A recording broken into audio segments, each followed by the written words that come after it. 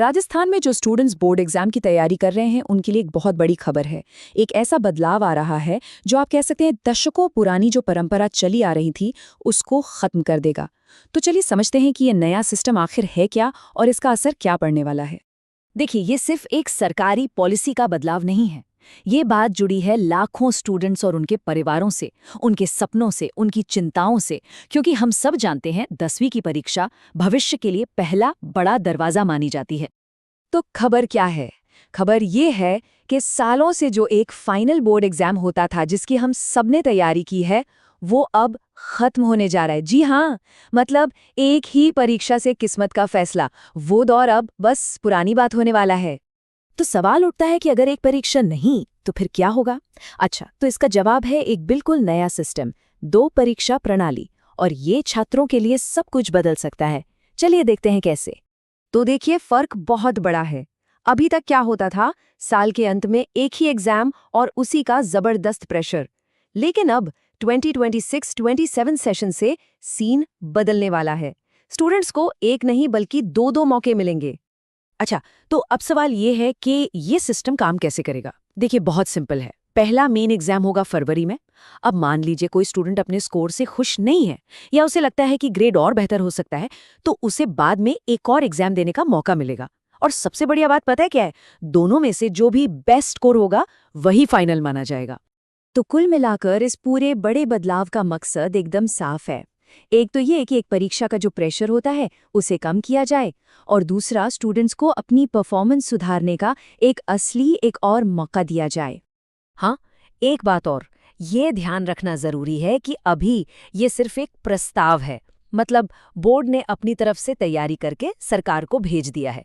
अब जैसे ही वहां से ग्रीन सिग्नल मिलता है, ये नया सिस्टम लागू हो जाएगा। तो ये तो हुई भविष्य की बात, लेकिन जरा ये भी देख लेते हैं कि इस साल क्या हुआ, क्योंकि इसी साल पुरानी व्यवस्था के तहत कह सकते हैं कि आखिरी बार परीक्षाएं हुई हैं। तो इस साल का जो एग्जाम साइकिल है वो लगभग पूरा हो चुका है। 12वीं के एग्जाम्स 12 फरवरी को शुरू हुए और 11 मार्च तक चले, और इसके ठीक बाद 20 मार्च से 10वीं की कॉपियों की चेकिंग भी शुरू हो गई है। और ये कोई छोटा मोटा काम नहीं है। आप सोचकर देखिए जरा, 915 सेंटर्स पर 30,000 टीचर्स कॉपियां चेक करने में लगे हैं।